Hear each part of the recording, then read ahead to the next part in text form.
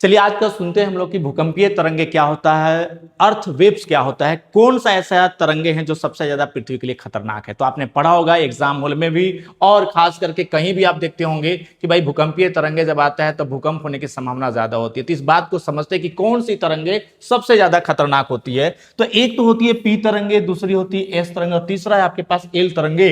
L तरंगों का जो नाम है इसे हम लोग लव तरंगे कहते हैं। कौन सी तरंगे कहते हैं? लव तरंगे कहते हैं। आपको पता होगा चाहे वो लव ओरिजिनल हो या फिर ये नेचुरल हो, ये दोनों ही बहुत ही डेंजरस तरंगे होती है। तो ये जो तरंगे होती है खास करके यदि मानव जीवन में तरंगे आ जाए तो भूचाल आ जाता, पृथ्वी के अंदर ये तरंगे आ जाए तो पृथ्वी समझ लीजिए कंपन होने लगेगा, वाइब्रेशन होने लगेगा। और जो यदि आप दिल्ली में रह रहे हैं, यदि आप उत्तर प्रदेश में रह रहे हैं, या आप हरियाणा में रह रहे हैं या राजस्थान में रह रहे हैं, तो कंपन इतना ज्यादा होगा कि क्षति हमारी बहुत ज्यादा हो सकती है। तो इस बात को थोड़ा समझ लेते हैं कि आखिर पी तरंगे, एस तरंगे और एल तरंगे सबसे ज्यादा क्यों खतरनाक होती है। तो इतना याद रखिएगा कि पी तरंगों की जो फ्रीक्वेंसी होती है वो सबसे ज्यादा होती है, और उससे थोड़ा सा कम जो होता है वो सेकेंडरी तरंगों का होता है। ये जो फ्रीक्वेंसी, इसका मतलब है ऊपर नीचे जाना, ठीक है। लेकिन अगर कहा जाए कि एल तरंगों की फ्रीक्वेंसी कैसी होती है, तो एल तरंगों की फ्रीक्वेंसी बहुत ही कम होती है, लेकिन इसका वेव लेंथ बहुत ज्यादा होता है,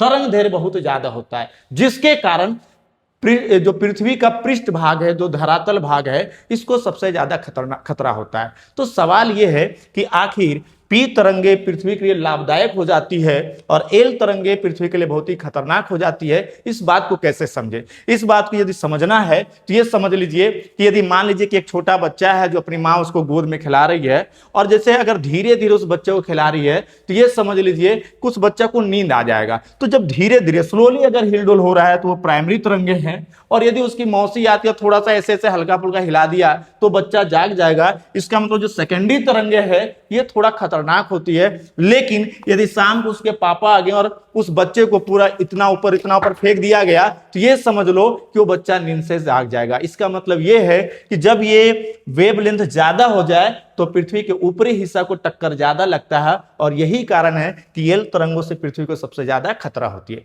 तो इसे समझिए, सीखिए बिल्कुल प्रैक्टिकल तरीके से। मिलते हैं अगले क्लास में। जय हिंद। 3 मिनट